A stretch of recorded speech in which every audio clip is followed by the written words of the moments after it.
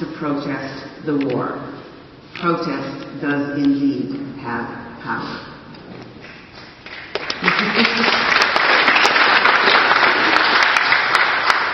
So we'll now read to you a few very short segments from Madam Bin's memoir, Family, Friends, and Country.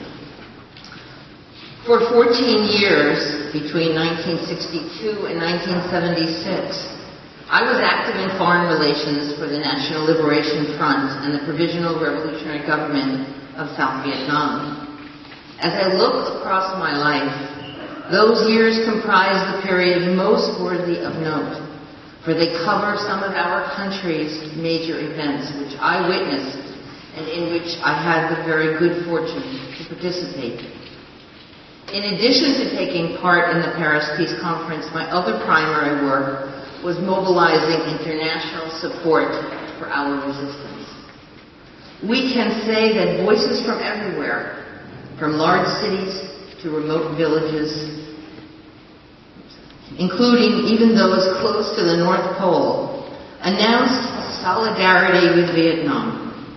Everyone agrees today that the international solidarity movement, formed in opposition to the American war of aggression, was extremely important in contributing to Vietnam's victory. One of our key objectives was to gather the support of anti-war and peace groups in the United States. The first time I met representatives of the American anti-war movement was at a 2-day conference held in Bratislava in 1967. I was not impressed with these Americans at first sight. They were not dressed tidily, and their way of speaking seemed overly casual.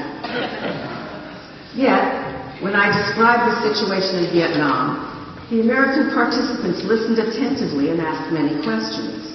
I spoke especially about the war in the South, including the American military's crimes, and I expressed our people's aspirations for peace and independence.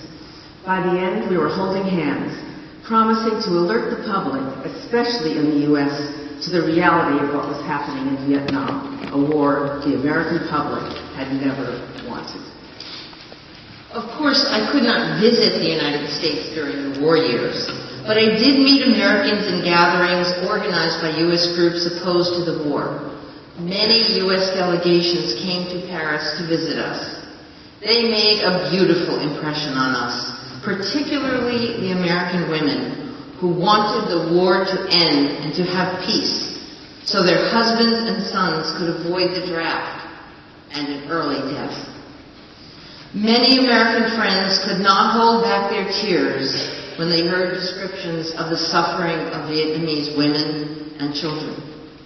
These meetings were held mainly at the initiative of Women's Strike for Peace. After 1975, I met again old friends such as Cora Weiss and Mary Clark from the U.S. I can never forget them because they spent a precious part of their lives fighting bravely for Vietnam.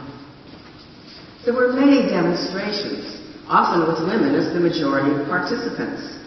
A photograph from a demonstration in Miami, Florida in 1972 contains a detail particularly moving to me. One of the sisters is wearing a t-shirt with an image of Madam Bin and the slogan, "Live Like Her." I've recently learned that many women wore Madam Bin t-shirts at demonstrations across the U.S.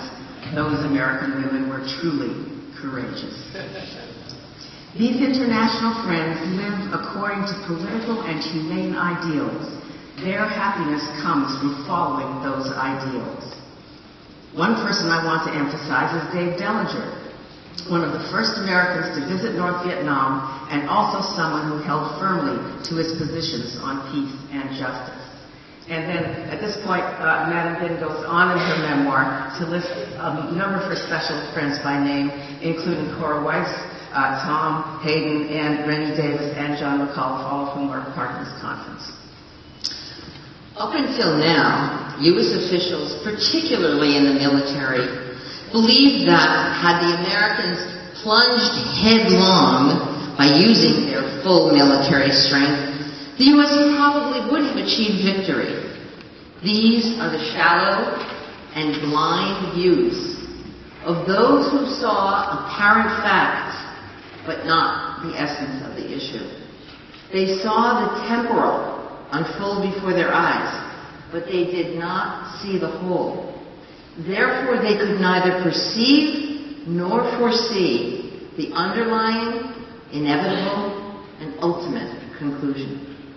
Suppose Vietnam had not enjoyed an international solidarity movement, particularly in the U.S. If so, we could not have shaken Washington's aggressive will. The U.S. administrations had to address the widespread public opinion opposing the meaningless war they had created in Vietnam. The U.S. anti-war movement drew from many forces: communists, leftists, progressive people, those who simply love peace and justice, and others. This political and material strength shook the most stubborn, conservative, and warlike minds in the U.S. political leadership. The Vietnamese people have great appreciation for the peace and anti-war movements in the U.S. and view those movements' contributions as important in shortening the war and reestablishing peace in Vietnam. Not long ago, an American film team visiting Vietnam asked me, "Is it true that Vietnam profited from the divisions within the United States?" "No," I answered. "We don't think that way. The work that we did took advantage of the American people's spirit, which prizes peace and justice, to oppose again and again the useless and destructive war in Vietnam, which provided no benefit for the American people." It is fortunate that many Americans, particularly the women, understood this point and stood on the side of common sense and peace. That made possible the base leading to later reconciliation between the people of our two nations. Thank you.